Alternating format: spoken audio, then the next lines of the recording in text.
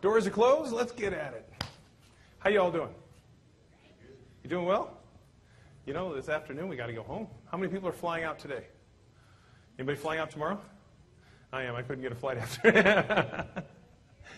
Huh? Are you? So you're going to live here? Oh, terrific. Okay, that's good. You like this so much you're going to live here.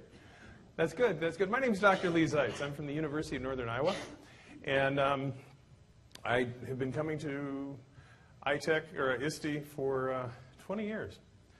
And so this is, how many people is their first one? Great, what'd you think? What'd you think? What'd you think? Pretty awesome. Are you coming back next year?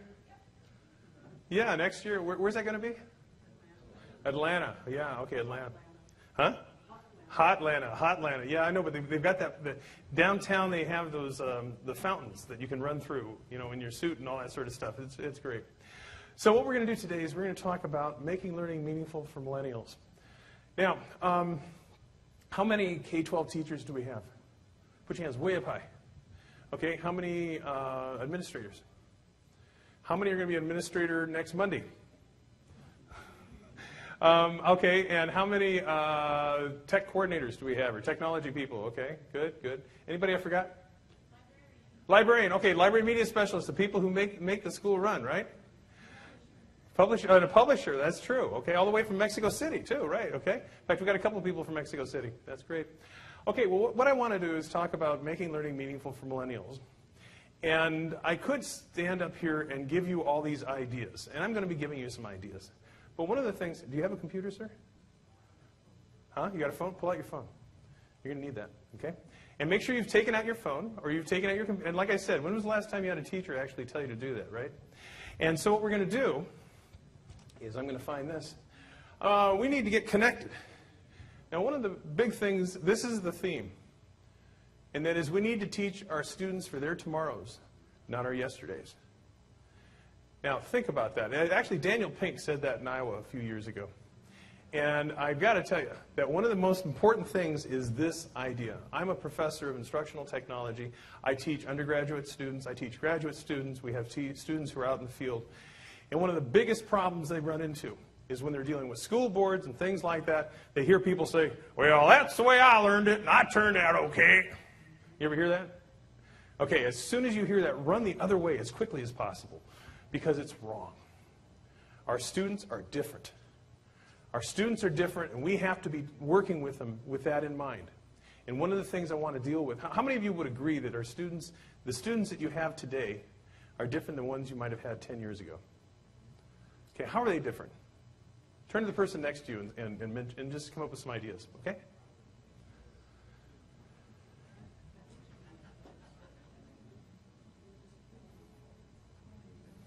What'd you come up with, sir? What are some? This is all going to be online.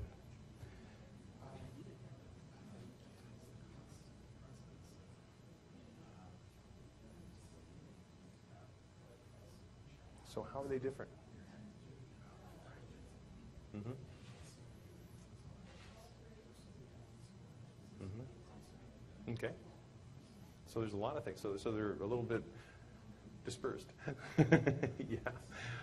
Okay. So, sir, what did you find? You use your teacher voice so they can hear you. The fragmentation of thoughts. Okay. Their minds are in many different places. Okay. What did you come up with over here? Okay, real loud so they can hear you in the cheap seats. Okay, what about over here? Who wants to share something? Anyone? Sir? Okay. And how is it different? I mean, the connectivity, and I feel like technology when I was in high school was regulated to like one lab in one part of the building. Some of the stuff didn't work. Mm-hmm. And now it's kind of seeping its way out of that into the hallways, into other classrooms. Into their pockets, right? And someday it'll be right here or something. Okay, anybody else want to share something? What'd you come up with, sir? They're not linear thinkers. Okay, and I see you shaking your heads in the back. What'd you come up with? And they're both going like this.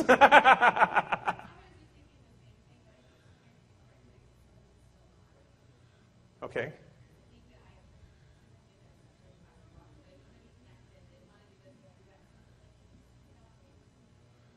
Exactly, exactly. Okay, well, what we're going to do is we're going to get connected because our students are connected. You know, this is the new saying for you and for ISTE, right? And it's called Connected Learning, Connected World. Your students are connected. And about at least 4 of you are on Facebook right now. And 3 of you are doing email. You're connected too. That's why you're here. Actually, one of the things that we run into here is like teaching to the, I mean, if you're trying to convince people of these things, it's like teaching to the choir, you know, preaching to the choir. It's not, but the thing is, these are the ideas that I hope the ideas that we generate today are things you can take back and use to help support the things you want to see happen. Well, the first thing I want to point out is we are going to tweet today. So flip over to Twitter on your computer, on your phone, or what you might do. And actually, there's not a whole lot of people in here, so if you want to pull out a phone and your iPad and your computer and have multiple things running at the same time, go ahead. But this is how we're going to tweet. And what we're going to be doing is we're not going to be using the ISTE one. We're going to be using this one, which means MLM for Making Learning Meaningful, ISTE. Okay? So if you want to tweet something out right now, I am using something called TweetDeck. Anybody use TweetDeck? This is great for Twitter. What it allows you to do is it allows you to create columns in which you're searching for something. So like this I'm searching here for MLM ISTE. Now, nothing has come through yet. I know that some of you are tweeting right now, and in a moment it'll come through. We'll come back to that. Now, I need who do we have here who's an avid Twitterer? You are, ma'am? Okay, would you do me a favor? This is going to be our back channel. As people are talking and questioning and things like that, if some interesting questions come up, would you please tell me about them? And what's your name? Christine. Oh, I know you. I'm sorry, I didn't expect you to be here. All the way from Cedar Falls. Actually, it's not Cedar Falls, Grundy? Fort Dodge, Iowa. Yes, okay. I taught her daughter. Okay, and so what we have here is we're gonna follow that. Secondly, anybody ever done? How many of you teach collaboration in your classes? Do you do more than just stick them in a group and say collaborate? Do you ever? What do you do, sir? Well, I run a couple-day experiment where they're forced to create one thing that they all agree on. Discover that it takes more than one person bossing the other. Then they learn the hard way. Oh, maybe we should just find something we all agree on rather than finding one. Right. Good point. Good point. Anybody else do things where you collaborate? What do you do, Dave? Everything I do is a project. I'm a computer science student, and so everything is a project in which they must work together. Okay. Well, we're going to collaborate too, because if you go to this address right here, this is an open Google Doc. And I've set this up, and I'm assuming most people here use Google Docs. And I set this up in such a way so anybody can get to it and anybody can write on it. Now, I've also, actually, let's go take a look and see what that looks like. Another place to go is drzreflex.com. Now, what you might want to do is open up a tab and go to drzreflex.com. And what I'm going to do is I'm going to flip over to that. That's drzreflex.com. Here's drzreflex.com. I'm going to make it a little bit smaller. Please note that you can subscribe to it right here. I need the traffic. Right over there. There, you got that. And if you want to follow me on Twitter, you can click on that. And what I have here is all the notes. I noticed you were busily making notes up here. All the notes, the presentation that I'm doing, the links that I have are all sitting here on this posting. Okay?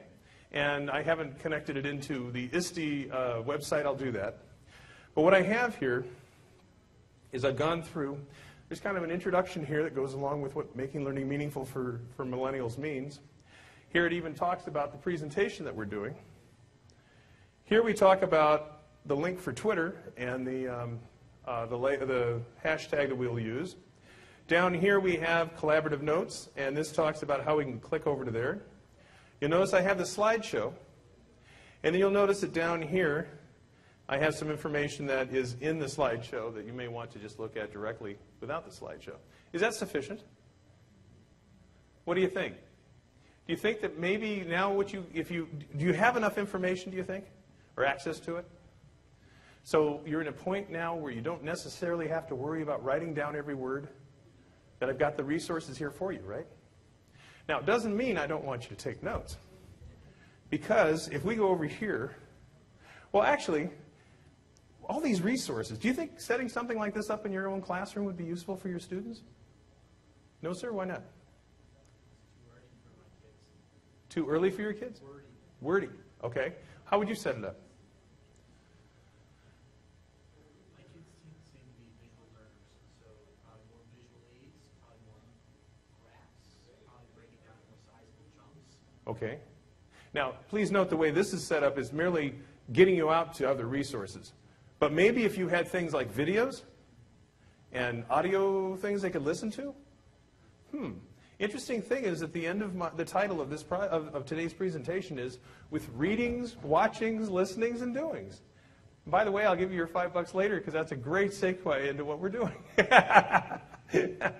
Actually, what we're going to be doing is this whole thing is I'm going to start out. I want to talk about generations, and I want to talk about who our kids are. And then I want to share something with you, which is probably, I started this about 6 years ago. It's probably the flipped classroom before the flipped classroom became the flipped classroom. It's called Readings, Watchings, Listenings, and Doings. And I basically use a blog to hold the materials that I want to use. I don't use textbooks anymore. Now, I'm not saying we don't use books. I'm not saying we don't use academic articles. Now, I'm at the university level, but this is, I have my students are using it with their 8-year-olds and with their 12-year-olds. You know, I mean, the thing is that what we can do is we can easily keep our information up to date. Now, if I go over here and I click right here where it says this is a Google Doc, it'll take me over to here. And look at that. It's a Google Doc. And look, I already have 7 people that are connected to it. Now, what this is this is a Google Doc where you can take notes. Now, sir, you were talking about collaboration. This is collaborative note-taking. Please get involved in it. Don't just look. I mean, if you have the computing power with you, if you have a phone or whatever, please do it. You don't have to be extensive with it, but do it just so you have that experience. Because what I'm saying is, I really believe that the way that we learn is by doing. You know, the idea of trying to tell somebody about what a 21st century classroom is about doesn't work. It's like a 3-hour lecture on constructivism. Huh? You tell everybody for 3 hours about how you have to learn by doing. It just doesn't work. So what we are doing is we're doing. Now I'm going to scroll down here because there are some few guides here. And one of them has to do with, let's see. Now I know that there's a few words here, sir, but this is something to tell you about what it is. And look at that. Sarah Worden has already signed in, and she says that she's here. Where's Sarah? There's Sarah. Thanks a lot. Okay, so Sarah's the first one. I signed in just to make sure it worked. Oh, now we're getting these anonymous. Now you notice that what happens is that each of these anonymouses has a name. Like here's anonymous iguana, and there's anonymous elephant, and anonymous koala. Anyway, so we're going to scroll down. Oh, and there's David, and there's Lynn. Okay, here we go. We're getting a contest going. Now here's a caveat. Now I don't think we're going to have a big problem here, but it is an issue. And I'm not sure how many people this document could handle at once. I think the limit is 25. Now, if this room had been filled, they'd put me on a Tuesday instead of a Wednesday. If this room had been filled, then, it could have been a problem. But it still could be a problem. But you know what? I decided not to deal with that. I decided to throw it out to you as a problem and have you fix it while the session is going. Do you see what I'm doing there? I'm making it a problem-based situation. If it turns out that there's a huge latency on trying to get in here, or you can't get into it, turn to somebody next to you and discuss what you might do to expand it so other people can have access. You have 30 seconds. Go.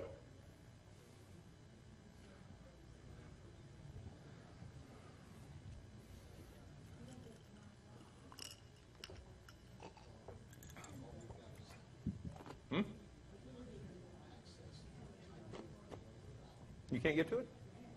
Let's see.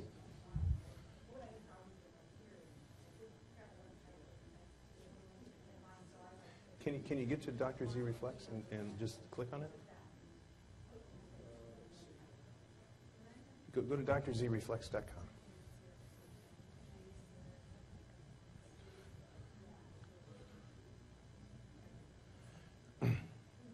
Tell you what, I'll be right back, okay?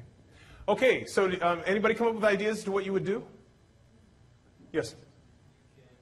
Real loud, cheap seats in the back there. You can copy the doc multiple times, and then have 25, 25, 25, write it, and then afterwards someone can consolidate them all. Now, how would you get it out to them so they would know where it was? There you go. Because and you've got a hashtag, don't you? Now, immediately what I thought was, well, I could just take those addresses and put them in the document. But if they can't get in the document anyway, that wouldn't work. You see what I'm saying? Is that we're throwing the problems out to you. As a teacher, we need to release the power. We have the power. But the idea is we need to release it so you're the ones that are making the decision. That's what makes learning meaningful.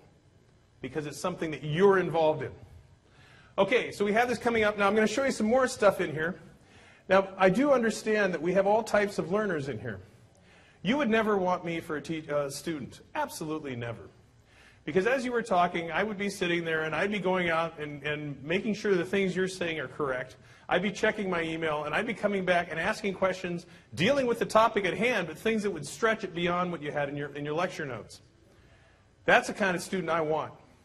Sometimes it gets a little aggravating, but it's a good way to go. Okay, test, test, test, it works. Now down here, we're going to be talking about readings, watchings, listenings, and doings. And one of the things I'm going to ask you to think about is that if you needed readings that you wanted your students to use, where would you get them? And if you had watchings, now one of the places you might get watchings would be YouTube, right? You can say what you want about there being junk on YouTube, but there's a lot of good stuff too. You go to Edutopia. There's a lot of places. In other words, what I'm saying is, if you're thinking about it, if you like to double and triple process, think about, there we go, thank you. And so what happened, you see, I'm having you guys do the work. I love this part. And so the idea is that this is where you can start putting your ideas in here. If there's something special that you've found, that'd be the place to put it. Okay, now I'm going to go down a little bit further. And I know some of you like to go out and do research. Do we have any researchers here, people who like to go out and research stuff? Nobody? Come on, you're teachers. Of course you got to do that. And the library media specialists, you didn't jump up and go rah, rah, rah. Okay, here's the thing, and that is that one of the things we're going to be talking about is Gen Alpha. Now, first of all, if you don't know what Gen Alpha is, well, that might be something you want to find out. But what I'm going to ask you to do during the session is I'm going to ask you to go out and take a look and see if you can find any readings on Gen Alpha, any writings or watchings on Gen Alpha, any listenings on Gen Alpha, and anything you could do, surveys or whatever else about Gen Alpha. And then what we're going to do is, at the very end, I've never done this before, I'm actually going to open up a blog and show you how to create that using the materials that you found. Well, how does today sound? Challenging? This is not going to be something where I'm going to be just telling you about things. This is something where we're going to all be involved. Another thing to watch out for is up there at the top, I've been tweeting out to people, and I'm hoping that there's other people that are paying attention. And unfortunately, do we have anybody from any? Everybody here is in this room. But what we're hoping is that some people that I've contacted will be showing up and being part of this. If this were being broadcast, we could do that sort of thing. So let's move on. So we've got these resources. It's the idea of connected learning in a connected world. Now what we're interested in, here I got a couple kids. You know who those kids are? My grandkids. You knew that, right? Okay. Yeah, you know what happened was that when I put this in back in August, I had a talk I was doing, and I was calling it Making Learning Meaningful for Millennials. And, and I was doing some additional research, and then pretty soon I realized the guy that I had been reading actually was, different people ranked the generations differently. And the people he was calling millennials were in college now. And so I thought, God, I better review this. And, and actually, these guys aren't college. These guys aren't millennials. And so I'm going to tell you, I'm sitting here with egg on my face because they're not millennials. And, the interesting thing is that they're little kids. I mean, he's 2 years old and he's about 4 months old. And the interesting thing is that, I've actually had people tell me, well, kids under first grade don't need technology. Well, one of the things I get to show you is I get to show you a little video of Tyler at 18 months with the iPad. Oops, wrong one. Please notice he's sitting there, he's looking at his iPad, He says, now this is what I want. Now, so he swipes through it intentionally, and he says, that's what I want to do. I want to go over there and play one of those harpsichords. Ding, ding, ding, ding. And then he says, well, I've had enough of that one, but you know what I like? I like the drums. So he's going to go over and start pounding on the drums, and he didn't care about what was in that window. So now he gets to play with that a little bit. He says, man, this is a lot of work. I'm going to take a nap. Okay, but you know what? Oh, gosh. But wait, look over here. There's a tractor. Uh-oh. And over there is a squirrel. These are well, they're not millennials. They're Generation Z, right? Well, actually, I I was digging around on that too, and they're not Generation Z either. These guys are the Generation Alpha, or the Alpha Gens. And so what we have is we have some kids here. They're the ones that were born between 2010 and now. So let's take a look. We've got Gen X. Now, I didn't put baby boomers on here. How many baby boomers do we have here? Okay, we got baby boomers and Gen Xers. In fact, actually, we'll be a little bit more specific a little later. But this is basically how it boils down. So the Generation Z are the kids that are populating our classes. Gen Z. And then we've got the Alpha Gen. They're coming up. Now, we also have this generation that I found when I was over at Famous Dave's. And it was so funny because I saw this woman walking along, and I said, oh, I need that for my presentation. So I asked my waitress, I said, could you find who has that? So I took the picture, asked them if I could do that. Yeah, we even have the Generation Pork. But I don't know how that fits into here, and I don't know the attributes except for they like to eat at Famous Dave's. So here we have it. What generation are you? And what I want you to do, we have a couple different ways in which we're going to poll this. And what I need you to do is go to, if you're doing this on your phone, what I want you to do is I want you to type in 22333 and then type in Lee Zeitz, text Lee Zeitz, and then text which of these letters you use. If you are using this on your computer, you can actually go to pollev.com/Lee Zeitz, and I'm going to, it's not going to work yet. I'm going to flip over here. I'm going to open it up. And why is that getting bigger? Hang on a sec. I'm going to click on this to start it. And if you're on a computer, you should see this appear on your screen. Is everybody having access? Good. So let's take a look. We have one person who's a baby boomer. 2 people. We have 4 Gen Ys. Now, isn't that interesting that Gen Ys got on there first? They were the ones that already had the phone out, and they were texting their other 3 friends, and they just happened to text this one as well, right? And look at you. You're just giggling like you wouldn't believe. I bet you were number 1, right? Is this woman connected or what? Okay, so we've got 4 millennials, 3 Gen Xs, 2 baby boomers, and maybe some people who haven't quite figured this one out yet. Okay? Yes, ma'am. Oh, you're the baby boomer? I am too, yeah. That's okay. That's okay. You know, and it's not until just now that I realized that also shows who we are and what we do, right? In the process. So this is who we have, and there are some people who have it added, but that's okay. I've got another one we're going to be using later on. This is called Poll Everywhere. Anybody use this? They've been using it throughout ISTE, and they've been asking people, and really it's been going pretty well. On ISTE, they didn't require you to put Lee Zeitz or anything like that on it. That's because this is the paid version. They had one that the only thing you needed to do was text, but I wanted to show you can use it with texting, you can use it with computers if you're one-to-one. There's a great way to have a clicker-like environment. And if you have, I think they may have changed it, but it used to be you could have up to 30 people responding. And in a regular classroom, they have 30 people. So you could actually have an account for free and make that work, but don't quote me on it. Okay, so let's go on back. And let's take a look. So those are who our generations are. Now I want to point out the difference on generations as far as technology. It used to be that they said anything that was invented after you were born was technology. And the way that I found this, it says anything in the world when you're born is normal and ordinary. And it's just a natural part of the way the world works. Now, anything that was invented between when you were 15 and 40 is new and exciting and revolutionary, and you can probably get a career in it. Anything invented after you're 40 is against the natural order of things and should be banished.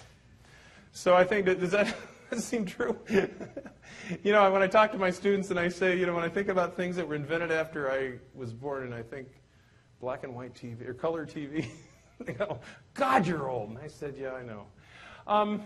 Now, here we talk about the Gen X. And if you're Gen Xers, please, what I want you to do, I'm going to just share these things with you. These are things that came out of books. I've also talked to people about them and things like that. And I want you to see if this seems like who you are. Talk about being cynical, not trusting authority. This sounds a little bit like baby boomers too, doesn't it? Individualistic, flexible, technology adept, had distant parents. I think the baby boomers are the Gen X parents. And they value work and life. They're balancing work and life. Does this sound like a Gen X? Those of you that are Gen X's? Any additional attributes you want to put in there? You're giggling. What are you giggling about? I'm definitely Gen X, and yeah, I agree with everything that's up there. I just never saw it that way. Mm-hmm. Makes sense. Well, I've got a lot of resources you can take a look at as well. And actually, I know that there's a lot of people. I know you've got your computer out there and you're pounding away. But there's a lot of people that are putting things. We've got our library media specialist group over here, and they've probably already indexed the whole system for us. So we're all set here. Okay. So now let's take a look at the Gen Ys. Now, this is the guy that was a kid 10 years ago, okay? Now, Gen Ys, they're civic-minded. They're materialistic. They're connected. They trust authority. They want meaningful work. You want to have a reason for why you're doing something. It's not because I need a job to pay the bills, although that's an important thing. And they have hovering parents. And they want children. Now, there's something else that was... Now, you're nodding your head there. Do you have hovering parents? Yeah, I'm the youngest of 5 daughters, and I live in Mexico, so... Oh, my gosh.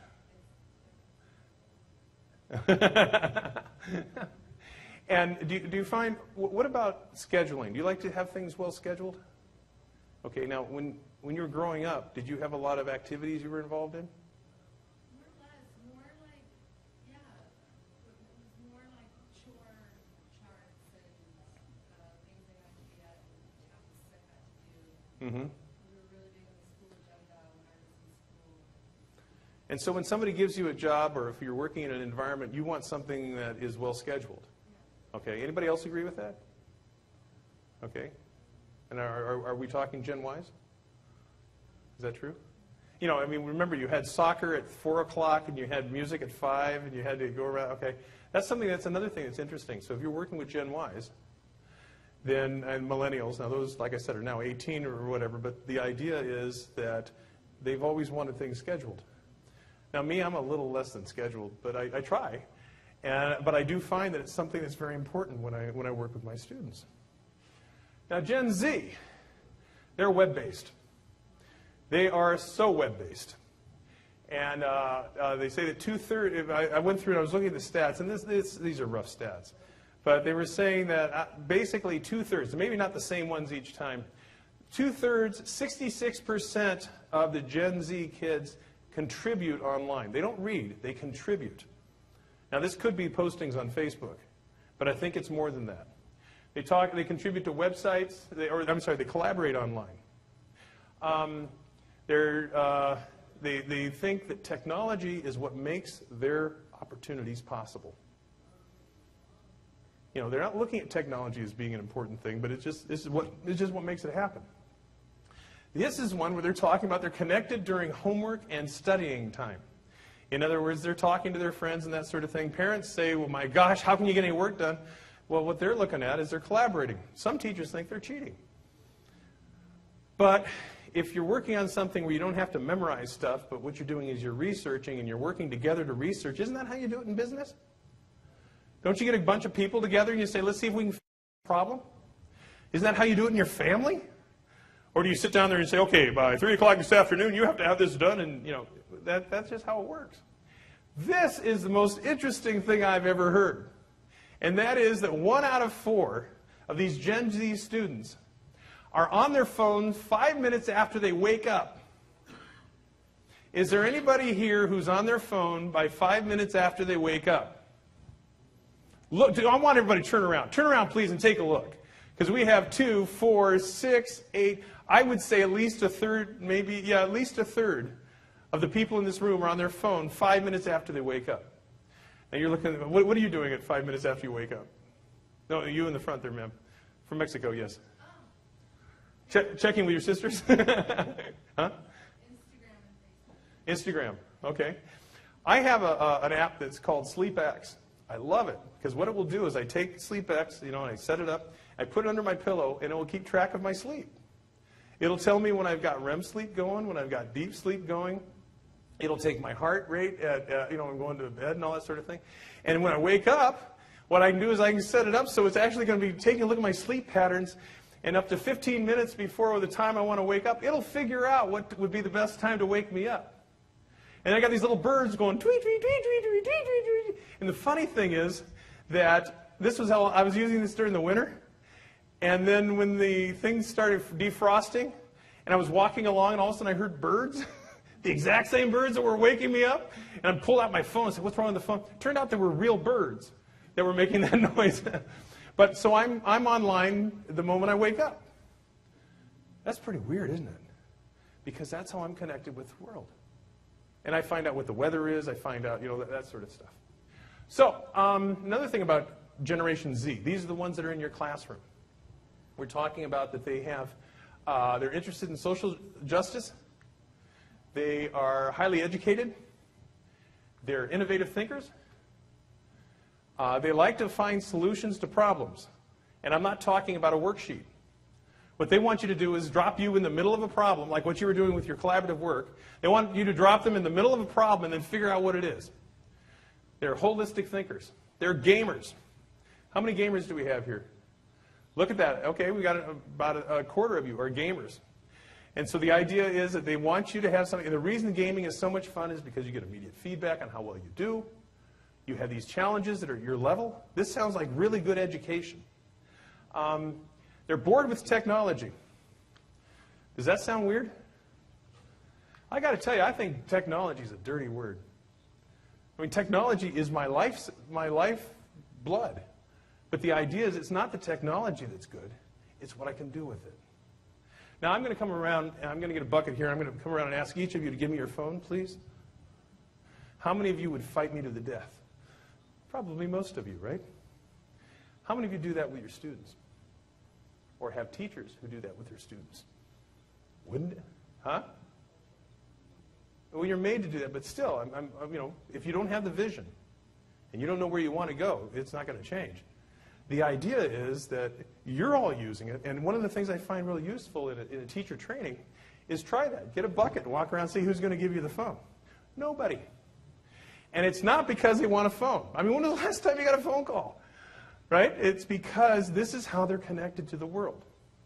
This is what gives them power. This is what's true with your kids. And if we make sure that they don't use it when they're in their classrooms, if they're not doing it and you're not challenging them to do it, then you're missing out on a great opportunity. And then they're excited about new opportunities, as we all are. Here's an interesting point, and that is if you take the Gen Ys and the Gen Zs, that is almost half of the population. Sir? What? Now, is it a sense of control on the student? Yeah, they feel like they have more control. What do you think? About your connection. How do you feel about that? I think if I lose my phone, it's so integrated in my life, I'm dependent on it. Do you feel like you're out of control if you don't have your phone? Okay, well, that's out of control, isn't it? So it could very well be a sense of control, couldn't it? And it could also be the reason that teachers fight it, because they lose control if the kid has control. Yes? Well, I know it's made me kind of a weed. I mean, I used to be able to drive in, you guys are gonna laugh, but the noise on the freeway, and I won't do it now, because I'm like, I have this thing with the phone that'll tell me how to avoid the freeway, and, I used to have to walk in directions, sometimes didn't go to walking path, but, on these avoid highways, and it's like, I used to be brave enough to Did you enjoy doing it? no, it was stressful for me. So what this is doing is it's better empowering your life, isn't it? It is empowering, but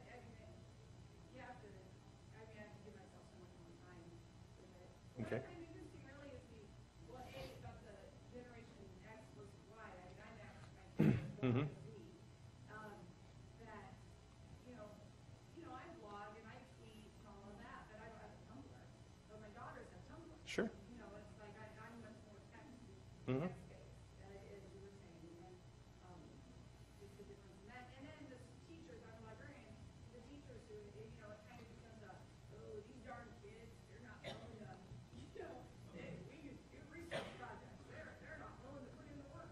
I used to use Encyclopedia Britannica, and I liked it. Right, okay. Yeah. And somehow this is like it's children's hall or, anything, but that we're not just trying to entertain them by changing instruction. We do questions and all. Right, okay. That's exactly it. Yes, sir. I think it goes even deeper. Real loud. I think it goes even deeper than that. Like, try to do this experiment with someone where you allow someone to take your phone and then they start going through everything in your phone. Slowly but surely, you're going to have this insane, uncomfortable Oh, I wouldn't let them do it. feeling because they're looking into your mind, your interests. Your Someone soul. can see your soul. Someone can see who you are without earning the right to know who you are.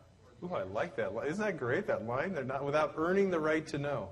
Yes, sir. The two things I discuss with students, and these are middle school students. Number one, there are those who say that all motivation boils down to fear and desire. Uh-huh. Fears and desires.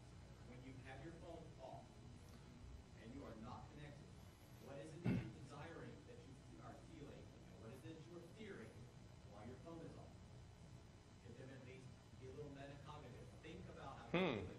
The second is, Chuck Palahniuk said in Fight Club, sometimes the things you own end up owning you. Right. Right. And I'll throw that out like right before they go out the door. Give you something to think about. Now, interesting question, though. Interesting question. Does the phone own you, or does your capability, your recognition of a greater capability to do things, own you? I mean, is it the phone, or is it what you do with it? To do things or see and understand things that are being done. Uh-huh. Are you still watching? Are you still lurking? Or are you using it to actually do? Are you connected with what other people are doing? Mm-hmm. And you don't want to miss out? Or are you actually using it to do things? And I toss those things out to students all the time. Oh, I think that's great. Just start thinking about what you're doing. Now, here's my question. When was the last time you were satisfied with saying, I don't know? Yeah? It's okay for you to say, I don't know. Aren't you on Google trying to figure out the answer?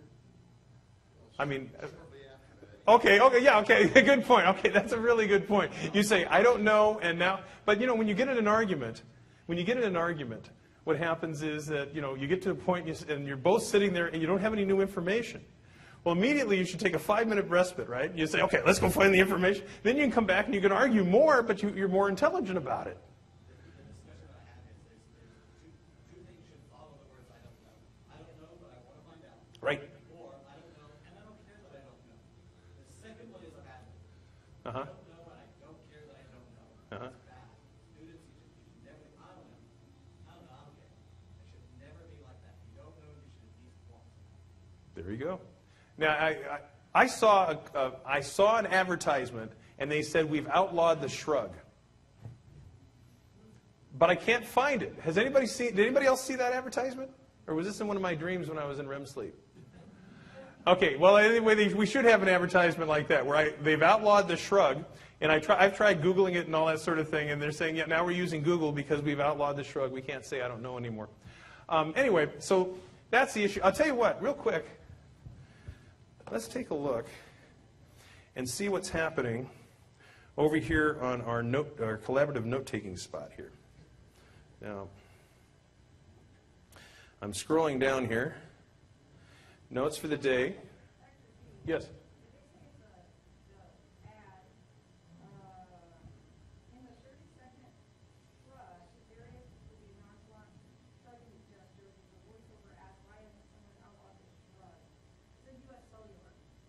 Okay.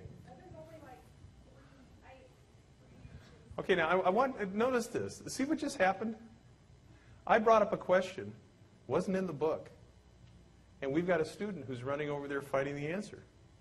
Isn't that exactly what you want? You know, I mean, one of those things, you know, when you have a class and you're leading a discussion, and you expect that everybody's read the chapter. Yeah, right. Okay, and what happens is, have you ever gotten into those things? You get a discussion, and pretty soon everybody's prefacing what they're saying with, I believe, because they don't have any more facts. They ran out of facts. They already discussed that stuff, and now they're saying, I believe this. Believing's okay. But the idea is if we can have people who are continually going out, making learning meaningful. If we have people and questions and ideas that are happening, and they're going out and trying to get it on their own, isn't that meaningful learning? Think about all of us who just learned about the shrug, right? And think about the discussion you're having. This is a rich discussion, isn't it? Much better than listening to me talk. You know, so these are the things that we're looking at as far as making learning meaningful. Okay, we've got people, I can see the librarians are working pretty hard at this. And we've got people going out and finding resources. That's good. Now, another thing you can do, and I know you did it down here with Edutopia, is that if you have something as specific as New York Times, why not put a link? You know, that's a good idea. And so we go down a little bit further, doings and stuff. And down here, not much here on the Gen Alpha. Now, the funny thing, oh, look at there we go, Polev and SleepX, people have been putting those things in. You know, the funny thing is that we've been having, you're torn. Because what happens is that we're sitting here talking, having this wonderful discussion. And then I'm also saying, why don't you go out and why don't you take notes? And then I'm saying, well, let's see what we're doing on Twitter. How's Twitter coming along? Are we getting anything on Twitter?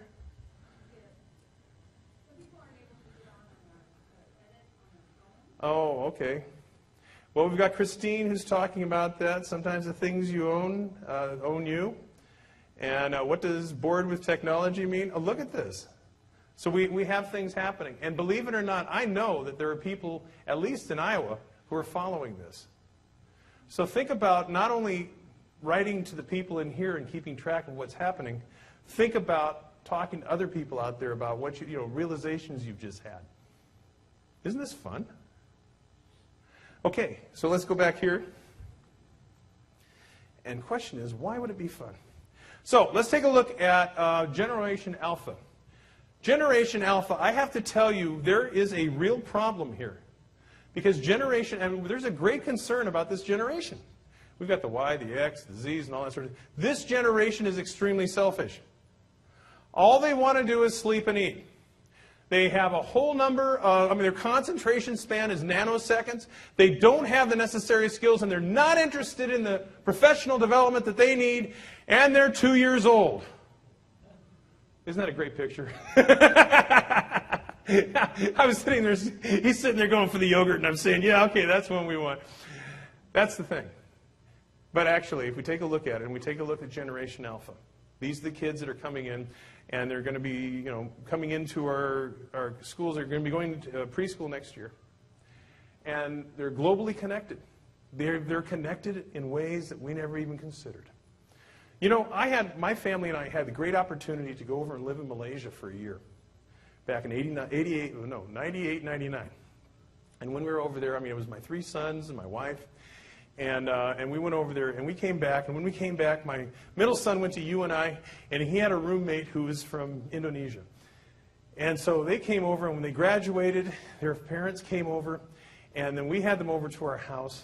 And we were sitting at the table, and we got to talking about a lychee fruit that was found in Malaysia. And we couldn't figure out what it was, so we just, of course, we opened up the computer, and started Googling it. Found a website that was in Norway that talked about the lychee fruit. Now think about this. We're sitting in Iowa with the parents of our son's roommate who are from Indonesia, and we're on our computer looking at a website in Norway about the lychee fruit in Malaysia. That's pretty global, isn't it? But you know what? That's just the way life is for our kids. That's just how it is. And when you're looking at how you're teaching in your classrooms, how many times are you talking with kids and people outside of the classroom? How many times are your kids talking with those people outside of the classroom when they're outside the classroom? Well, let me re-say that. In other words, when you're doing things in your classes, and when you're, as library media specialists and everybody else, are you connecting with other teachers in other schools that may be across the city, across the state, or across the world? Now, Dave Deeds back there, he's connected with the world. I mean, he's part of the Flat Classroom Project. And tell us about what you do, Dave. So we've been using virtual worlds, Second Life and virtual simulation. We've worked on projects with students in other countries, other cities all across. So we have collaborative projects. Our students work with other students, and we're using teachers to work with. Terrific. Anyone else do global things? And like I said, global could be across the street. What do you do, ma'am?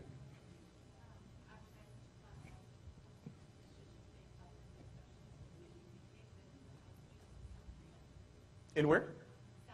South Korea. Oh, terrific. What do you do?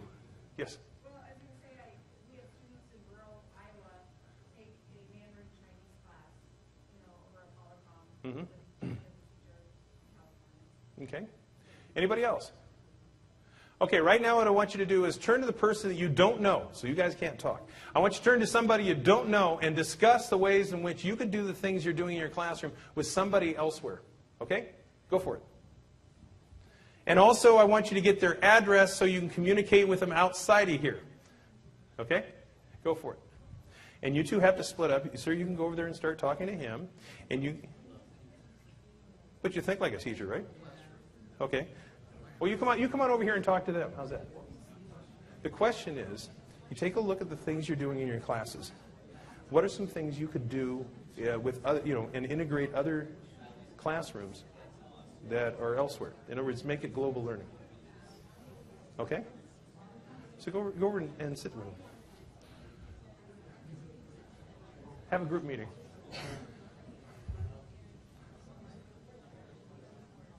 Oh, okay.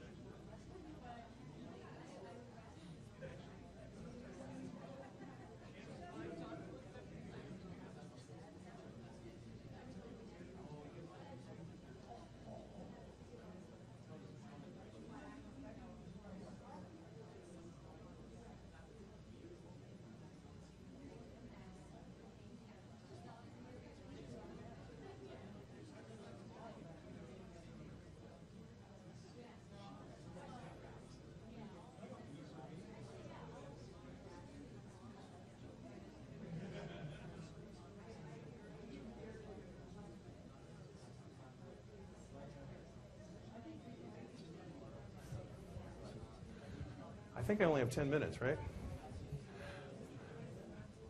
Okay, I think I only have 10 minutes. You know what I love is I love that when you ask people to do something that they won't stop. Isn't that exciting? Did anybody come up with any interesting ideas? Just raise your hand if you did. Nobody? Okay. Did anybody exchange addresses? Okay, we got a couple here. Good. Now, what you need to do before you leave tonight, even if it just means, I think the Gen Z, don't you just call each other now? You just call them and then they make the note. It isn't writing it on paper anymore. What do we do now? Huh? Share a contact of some sort, right? Well, you bump, but not everybody has the bump. Okay, so what we have is, I don't have time for us to review it, but think about the experience you just had. The question is, one question that came up was, so where do we find where the authors are? I mean, I'm a librarian and I want to have an author beam in with me. I'll tell you what, one place to go is drzreflects.com, because I have some resources on there that have authors and that sort of thing. Also, you want to watch the video called Around the World in, what is it? Well, it's on there too. It's Around the World in 80 Schools. And there's some stuff that's being done there by a language teacher. Okay? And, yeah, I can never pronounce her last name. Sylvia. Right. And she does some amazing things. And also, you know, contact me. You've got my resources. I think everybody has my card. But also, I've got these resources. Yes? Well, and I mean, to find, there's, you know, a lot of authors on Twitter and things like that, you know, Neil Gaiman. Sure. Follow them. But, I mean, they're so big, you know, and I think the thing to do is find local connections, find people who grew up in your area, you know, find authors who are kind of beginning, and, you know, get with them. You know the cartoonist who writes Fraz? Okay. I love Fraz. And I sent a note, he had a great strip, and I sent him an email saying, could I use this? Because I was looking for copyright and all that. Can I use this in one of my lectures? I'm going to be lecturing on such and such a day. And I got this email back from him. He said, oh my gosh, I hope I'm not too late. Sure you can. What a wonderful thing that you'd want to actually use one of my strips. That's how they feel. Why do we write? Because we want other people to pay attention to us, whether we get paid or not. Now, there are places out there where they have wikis, and I've got that on my blog. By the way, one of the great things about having a blog is you don't have to remember things. You simply say it's on my blog, okay? Because it is on there. It's a few years old. But the idea is that there are places out there where authors have put names and pictures and things like that saying, I will talk with your class for 15 minutes for free. You want a half hour? It's going to cost. And that makes sense because that's good advertising. They just do it from their office, right? So these are the things for you to look at. I challenge each and every one of you to come up with some way that you're going to communicate and work with another school person or somebody globally in the next 3 months. Are you willing to take that challenge? And if you are, that means you have to send me a note when you come up with the idea and when you complete it. Now, will I get any notes? I don't know. But we'll find out. Now, I'll tell you what. This is something, this is global Gen Y and Gen Z, right? Okay? And actually, since this has been such a great discussion, the problem is I put this PowerPoint together just so we have some structure. And I have 8 minutes or something. But I wanted to point out a couple things. We talk about digital natives, right? Okay? This is the digital native. The digital native where, this is a girl who, this is when she's a year and a half. And, she's grown up on computers. She's now 5 years old, and she's journaling. She's an amazing person. We talk about whether students, are digital natives. I teach this class, and I keep saying, why do I need to teach this class on how to use technology? Because they're all digital natives. It's a question of whether they are digitally comfy or digitally savvy. Our kids are digitally comfy. It's our job to help them become digitally savvy, or it's their job to help us become digitally savvy, however we do that. I'm going to skip over a few things here. These are all things we've been talking about. And the idea is that they're team players. They want to work together. By the way, this is a picture that I took in Beijing when I was out there working with a flat classroom project. Write that one down. Somebody put it into the notes. The flat classroom project, that's where I met Dave Deeds. These are kids from all over the world getting together and talking about ways they want to change things in the world. That's what it's all about, the flat classroom project. And there's another thing, and that is that the new gens, and I'm calling new gens, that's Gen Y and Gen Z, and Alpha Gens. What they want is they want to take play and work and learning and stick it all together. There is no difference anymore. And if you think about it, that's the whole idea of having a laptop or having a phone. I'm connected with everything all the time. Is this good or bad? I don't know.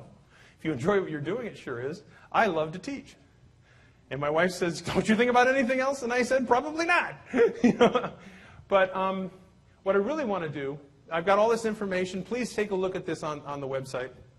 And we talk about the mindset, that they're not worried about technology. They're worried about what they can do with it. Multitasking, by the way, you can't officially multitask, but you can slice the differences between doing things very thinly. This is something, believe it or not, I met this person who put this together on the bus coming over here from my hotel. You need to check this out, Answer Underground. Now, I think they'll probably be closed by the time we're done, but check out Answer Underground. We talk about kids working together.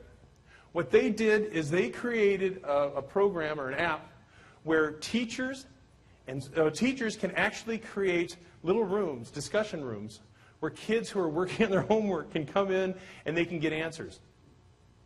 And what it is we talk about, you know, like here's game-based learning and sports and entertainment. These are where students can talk to one another about this. And over here we have teacher talk, and teachers are talking about these sorts of things. Check this out. It's free. And they're just starting out. It's a newbie, but it's something you'll want to take a look at. How millennial are you? Later on, you're going to want to take this test. I took this test, and it deals with all these types of things. And when I took it, I got a 60 on it, which was pretty cool, because that puts me right, you know, right here is Gen X, and right there's Millennial, so I'm a 60. Now, I went back and took it again, and I lied about whether I had piercings and ink, and it gave me an 80.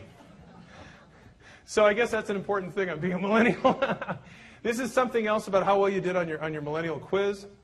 It's about being relational. What I want to do is I want to point this out, and that is that books are going away. Printed textbooks are going away. In March of 2012, a group of people got together, and it was the Lead Commission, and it was the U.S. Department of Education, the FCC, and Pershing, and Apple, and Dell, and a whole bunch of them got together and said, in 5 years, we want books gone. Well, I'm just telling you, and what we're talking about is they're talking about textbooks. Okay. Okay, but all I'm saying is that they're talking about it, okay, whether it happens or not. The idea is we look at other ways in which we can deal with media. And so what do? When we learn, we read, watch, listen, and do, right? Aren't those pretty much the 4 things we do? We read things, we watch things, we listen. This is how we study. So when I came up with the RWLD, I took a look. Readings, watchings, listenings, and doings. And so what are the things I want to read? What are the things I want to watch? What are the things I want to listen to? And what do I want to do? And so what I did is we have these different things. I'm actually trying to figure out how to write a book on this, and if any of you could give me an idea. Because the only thing I can think of is tell people about the process and then give them a bunch of listings for each one of them. But as soon as you put it in a book, it's out of date. So if anybody has any ideas, I'd love to talk to you afterwards. But anyway, so what you do is you look for places for readings and watchings. And actually, it doesn't have to all be YouTube, although YouTube has some great stuff. And you know, if you think about the way people are learning nowadays, if I want to learn a new piece of software, what do? I go to YouTube and have a 13-year-old teach me, right?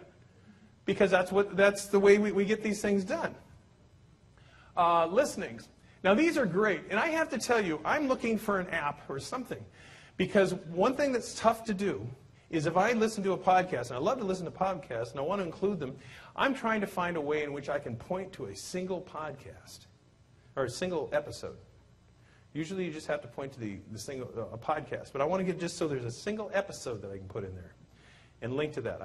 In some cases, the way they put it together, I can do that. But if anybody has any ideas on that one, that'd be a good one. And then doings, going out to the National Archives. Have you ever been to the National Archives online? It's incredible. And the thing is that this is where or having them fill out surveys or things like that. This is, these are the things, this is something I have in addition to the module information that I've provided. So in other words, they go out and they take a look at, my students love it. Their students love it because it puts them all in one place. And this is what they look like. I'll tell you what, I want to just show you one or two, and then we're going to quit. Next time we'll have to make it a 3-hour workshop, right? This is one I just love. This is my selection integration of instructional technologies. And what I've done is these are the resources. These are actually, this is part of a podcast that this other teacher down, Cliff Mims and I were doing. And we're actually doing a collaborative teaching situation where his students were down in Memphis, my students were in Iowa, and we had some strange things happening. And so what we did is we sat down and had a hangout, talked to each other, recorded it, and put it up here for the students to watch. What other medium could you use for that? And then down here, I've got a lot of resources and things like that, different types of standards that we use for projects we were doing, creating 21st century learning. Down here, there's different things about effective learning. Universal design, and what I've done here is and this is something, if you're interested in universal design and assistive technologies, you've got to go through and look at these resources. Amy Mullins, she talks about, she's a woman who's an Olympic runner who doesn't have any legs, and she talks about what it means to be disabled. You watch this video, you're in tears, and it completely changes how you think about disabled. But what I'm doing here is, up here, I'm giving some intro. I've got a video for them to watch, more intro. Over here, I've got another video for them to watch. And here I have James T. Kirk talking about universal design for learning. And down here, I have PDFs for them to read. And I have a number of things down here, differentiated learning, assistive technologies. The one thing that I think is missing on here, it looks a lot like the flipped classroom, doesn't it, as far as providing all those materials? The one thing that I'm missing on here that I think I'm going to start including is maybe a 3-minute segment of me talking, just contextualizing it, giving some background, right? Because, like you said, not all of them want to read all that stuff because you don't want to, but if we have something like that at the beginning of each one to contextualize, it's quick. I mean, I can take my phone, boom, boom, boom, it's done. Or I can just do it off my computer. Some of the other topics you might find interesting here include, this one has to do with TPAC. This is a content-packed, if you know about TPAC, this is a content-packed posting. It's also on what's that blog? drzreflex.com. Around my house, actually, every time I say that, my friends take a bottle of water and take a swig. And so I have that. I also have information down here about integrating technology, digital citizenship, integrating technology with the Florida Technology Integration Matrix. If you're interested in these sorts of things, this has a lot of information on it. That's what and to do this, all you need to do is simply open up the blog. What time is it? Ooh. Can you give me 3 minutes to show you how to open up a blog, or should we quit? Go for it? Okay. If I want to take this information and put it in, all that I need to do is you have a blog. How many people have a blog? This is on Blogger. But if you don't have a blog, it's no more difficult than Facebook. You click on New Post. And here I'm going to come up and I'm going to, up here I'm going to talk about alpha gens. This is,